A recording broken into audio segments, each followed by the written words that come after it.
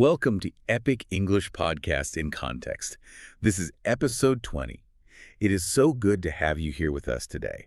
Whether you have been listening to us for a long time or if this is your very first time, we are really happy you're here. Hello, everyone. It is great to be back. I'm really looking forward to today's session. We are going to talk about something that, well, everyone needs to do.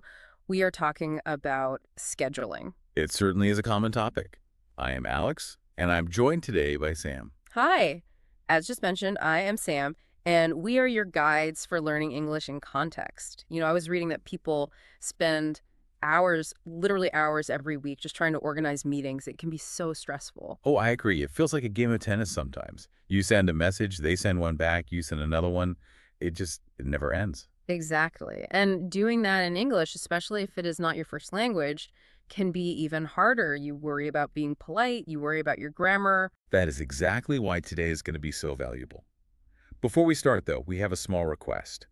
If you enjoy learning with us, please click the like button on this episode. It really helps us out. Also, we love reading your thoughts, so please leave a comment below. And of course, if you haven't done it yet, please subscribe to our channel. That is right. Joining our community is really the best way to keep improving your English. Now, I want to talk about something very important for your learning. We have prepared a special handout for this episode. The handouts are so useful. Can you tell our listeners where they can find it? Yes, of course. You can download the handout from the link in the description box right below this audio. Or if you happen to be watching this on a screen, you can just scan the QR code that you see right now. And what exactly is inside this handout? Why should our listeners download it? That is a great question. We designed this handout to help you study, well, more effectively. Inside, you'll find four main things.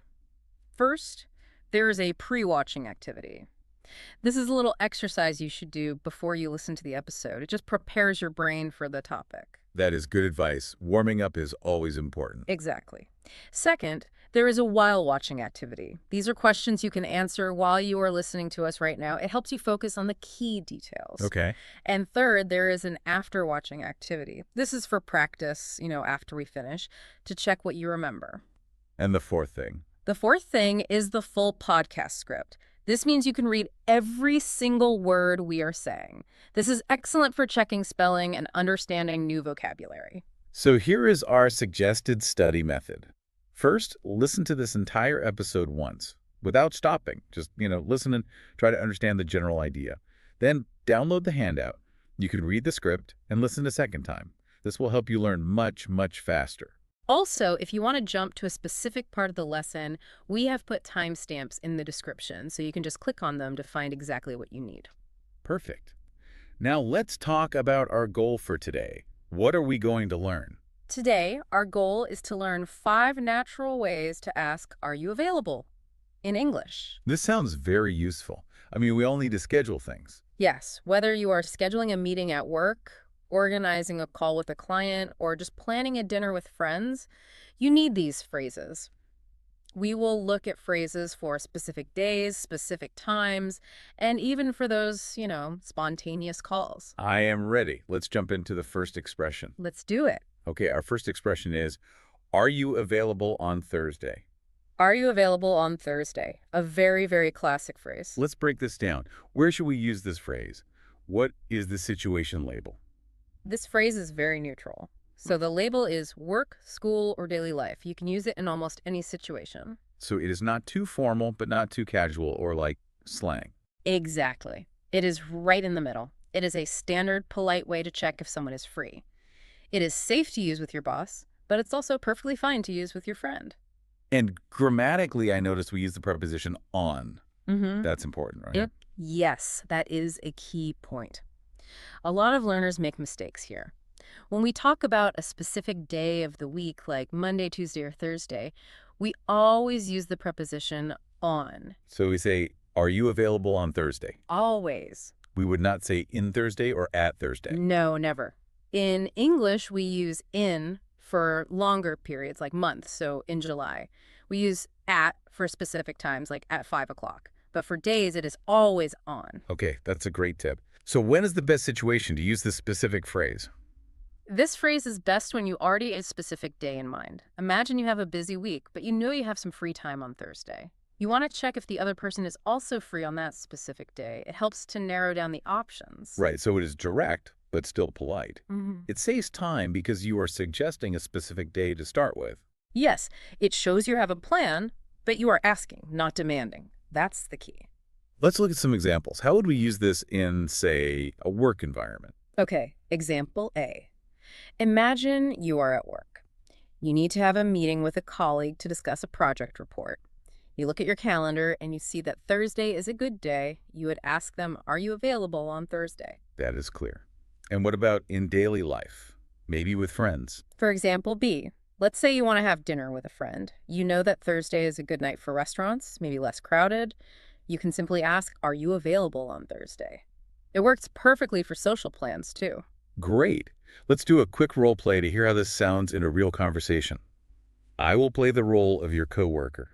Okay, I am ready. Hey, we need to finish that report this week. Are you available on Thursday to discuss it? Let me check my calendar. Yes, I am free on Thursday morning.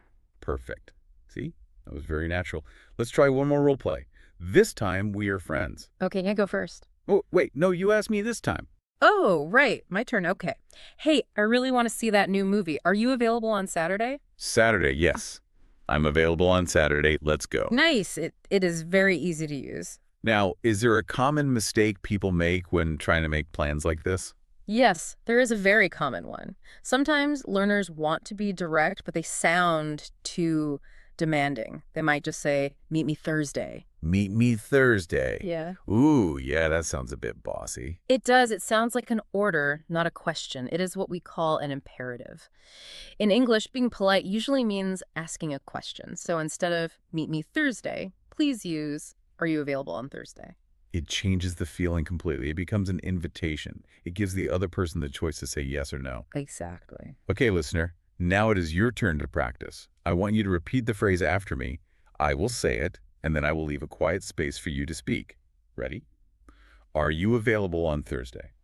Good. Now let's try something else. Say the phrase again, but change the day. Instead of Thursday, ask about Monday. Go ahead. Did you say, are you available on Monday? If you did, great job. And now let's do a quick quiz.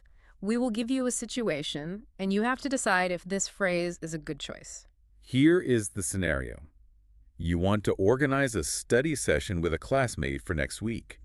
You look at your schedule and see that Wednesday is your only free day. You want to meet on Wednesday. Which phrase is best to ask about that specific day? Think about it, but don't tell us the answer yet. Please type your guess in the comments section below. We'll be reading the comments, and we will reply to let you know if you are correct. Okay, moving on to our second expression. This one is a little different. The phrase is, would you be available at 2 p.m.? Would you be available at 2 p.m.? This one sounds a bit more fancy, a little more formal. It is. The situation label for this phrase is meetings, formal or professional contexts. And why is this one more formal? Well, it is all about the word would. In the first expression, we used, are you available? That is the simple present tense. But when we use would you be available, it is a conditional form. In English, using would really softens the question. It makes it less direct and therefore more polite. I see. So are you available is perfectly okay, but would you be available is like extra polite. Yes. It creates a little bit of distance. In many English-speaking cultures, especially in business, that bit of distance is a sign of respect. It sounds less aggressive. And in this example, we are asking about a time, not a day. Correct. We're asking about 2 p.m. And notice the preposition here. For days, we use on, but for specific times like 2 p.m. or 10 a.m., we use at. At 2 p.m. Got it. So what is the best situation for this phrase? This is your go-to phrase for scheduling formal meetings, job interviews, or appointments with people you don't know very well. It is very professional. Let's have some examples. Example A. Example A is work. Imagine you are emailing a client you want to impress. You want to set up a specific time for a telephone call. You should write, would you be available at 2 p.m.? It really shows you respect their time. Example B. Example B could be, well, formal daily life. For instance, scheduling an appointment at the bank or with a doctor. You are speaking to a professional, so you want to use more polite language. Let's role play this. Scenario 1. Business. You are the service provider and I am the client. Hello. I have looked at your project requirements. Would you be available at 2 p.m. for a consultation call? Yes, 2 p.m. works for me. Thank you. Excellent. See how professional that sounded. Very smooth. Now, role play 2. Let's do a school setting, but a formal one. You are my professor. I need to ask you for some help. Okay, I am the professor. Professor, I need some help with my essay. Would you be available at 10 a.m. to review it with me? I have a class then, but I would be available at 11 a.m. Thank you. 11 a.m. is fine. The phrase was used to show respect to the professor. He did not just say, "Can we meet?" And that brings us to the common mistake. So what is the mistake here? The mistake is asking, "Can you meet at 2?" in a very formal setting. Can you meet at 2? Is that wrong? It is not grammatically wrong, no, but "can you" focuses on ability. It asks, are you able to? It can sound a little blunt or too direct in some situations. Would you be available? A focus is more on their willingness and their schedule. It is much safer for business and formal contexts. That is a great tip. So would is safer than can in formal situations. Exactly. You want to impress someone, use would. Time to practice, listener. Repeat the phrase after me. Would you be available at 2 p.m.? Good. Now practice changing the time. Say the sentence again, but change 2 p.m. to 3:30 p.m. Try it. That's it. Would you be available at 3:30 p.m.? Ready for quiz? Question number 2. Here is the scenario. You are emailing a potential new client to set up a first meeting. You want to look very professional. You want to suggest a specific time. How should you ask politely? Think about the level of politeness you need for a new client and type your answer in the comments. Okay, let's change the energy a little bit. Expression number 3 is, do you have time later today? Do you have time later today? This feels different, much more casual. What is the situation here? The label here is casual planning, internal work, or same-day plans. So this is not for scheduling something next week. No, definitely not. The key words are later today. This implies you want to meet soon, within the next few hours. Is it polite? Yes, it is polite, but it is informal. It is perfect for people you already know, like coworkers you see every day, or your friends. I use this one a lot when I just need some quick help. That is the best situation for it. When you need to ask a coworker a quick question, or you want to see if a friend is free for a spontaneous coffee. Those do example A. Example A. You are at the office. You have a problem with your computer, or maybe a task. You need your boss to help you, but you don't want to disturb them right now. You can ask, do you have time later today? And example B, a social one. Example B. You are at home. You are a little bored. You text a friend. Do you have time later today? You're just checking if they want to hang out. Let's role play. Role play 1. The office. I have a problem with my code. Okay, ask me. Hey, I'm really stuck on this bug. Do you have time later today to look at the code with me? Sure, I have some time after lunch. Great. Now, role play 2. Social. You can ask me this time. Hey, the weather is beautiful. Do you have time later today to go for a walk? I'd love to. I'm free around 4. It is a very friendly, easy phrase. What about the mistake for this one? The common mistake is interrupting someone without checking their availability first. You mean just walking up to their desk and starting to talk? Yes. Imagine you are working, you're really focused, and someone just comes up and starts asking you complex questions. It is pretty annoying. We sometimes call this ambushing someone. Ambushing. That sounds like an attack. It feels like an attack on your focus. The correction is to always ask, do you have time, before you launch into your request. It is like knocking on a door before you enter a room. Listener practice time. Repeat after me. Do you have time later today? Now, I want you to pause and think of a reason why you need their time. For example, to talk or to help me with something. Say the full phrase and then add your reason. Good practice. Okay, quiz question number 3. Scenario. You are at work and you need just 5 minutes with your teammate this afternoon. You don't want to disturb them if they are busy. What is a natural way to ask this? Remember, no answer from it's right now. Put your idea in the comments. We are moving on to number 4. This is one of my favorites because it is so useful. The phrase is, when would be a good time for you? When would be a good time for you? So what is the situation label for this one? I would say flexible scheduling and collaborative. What does collaborative mean here? It means you are working together to find a time. This phrase is very different from the others. In the other phrases, we suggested a time. Are you free on Thursday? Are you free at 2? But here, we are asking the other person to choose. Ah, so we are giving them the power? We're letting them decide. Yes, the meaning is basically, please tell me what fits your schedule. That sounds extremely polite. It is very polite and open. It shows that you value their time and you want to be flexible. You are saying, your time is more important than my time right now. When is the best situation to use this? Use this when you really don't know the other person's schedule. Or when the other person is very busy, like your boss or an important client. You let them choose the time that is easiest for them. Let's do example A. Example A. You are setting up a project meeting, and you know everyone on the team is busy. You don't want to just guess a time that won't work. So you ask the busiest person when would be a good time for you. And example B, in daily life. Example B, daily life. Maybe you're planning a call with a family member in a different time zone. You have no idea when they are awake or asleep, so you ask them to choose. Okay, let's role play. Role play 1, scheduling. You need to interview me for a job. Hi, we would like to schedule an interview with you for the position. When would be a good time for you? Oh, thank you. Tuesday morning would work best for me. Perfect. I will send the calendar invite. Okay, role play 2, social. I want to return a book I borrowed from you. Okay. Hey, I finished your book. It was great. I want to drop it off sometime this week. When would be a good time for you? Oh, thanks. Anytime after 5 p.m. is good for me. Simple and effective. Now, for the common mistake. What goes wrong with this one? The mistake is providing 0 options and then rejecting the time the person suggests. Oh, that is so annoying. Like if I say, when is good for you? And you say, how about Monday? And I immediately say, no, sorry, I can't do Monday. Exactly. That wastes everyone's time. It is very frustrating. So what is the correction? How do we avoid that? The correction is to combine phrases. If you have some restrictions, say them first. Something like, I'm free on Tuesday afternoon. If that doesn't work, when would be a good time for you? That is much better. It offers a suggestion, but it's still flexible. Listener practice.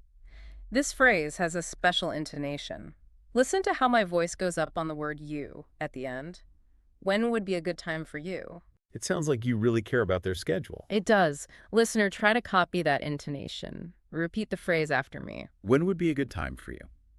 Excellent. And now, quiz. Question number 4. Scenario. You want to have a phone call with a very busy customer, but you don't know their schedule at all. You want to let them choose the time. Which phrase gives them the choice? Let us know your guess in the comments below. Okay, we are at our final expression, expression number 5. The phrase is, can we schedule a quick call? Can we schedule a quick call? What's the situation label here? I would say professional, work, or school projects. So why do we use this phrase? What does it really mean? The meaning here is very specific. You are requesting to change the type of communication. You want to switch from writing like email or text to speaking on the phone or a video call. And the word quick is important. Very important. The word quick signals that this will not take an hour. It implies maybe 10 or 15 minutes. It lowers the pressure. People are often afraid to say yes to a meeting because they think it will be long. Quick call sounds easy and painless. So it is professional but also efficient. Yes. The best situation is when an email chain is getting too long or complicated, and just talking would be much faster. Example A. Example A. At work, a project is stuck. You are writing many emails back and forth, and it's confusing. You need to solve it verbally. So you ask, can we schedule a quick call? Makes sense. And example B. Example B, school. You need to explain a complex idea to a study partner. Typing it would take 20 minutes, but explaining it would only take 2 minutes. Let's role play. Role play 1. Remote work. I'll email you saying the instructions are unclear. Okay. Hi. I read your email, but the instructions are a bit unclear to me. Can we schedule a quick call? Sure. I can talk now if you're free. Okay. Role play 2. Logistics. You need to discuss travel plans with me. A. There are too many flight options to write down in an email. Can we schedule a quick call to sort this out? Yes, good idea. Let's do that. So what do you think the mistake is here? I think I know this one. The mistake is making the quick call last for an hour. Yes. That is a terrible thing to do. It is like lying. If you say quick call, you have to keep it short.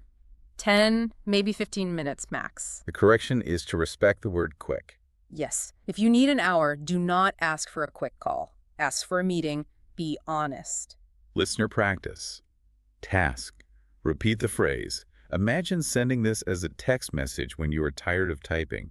Can we schedule a quick call? Can we schedule a quick call? And finally, quiz question number 5. Scenario.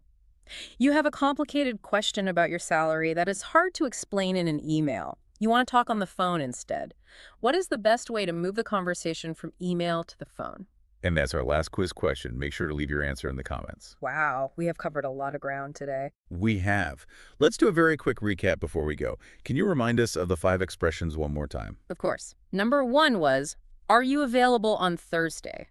That's your neutral phrase, using on for days. Right.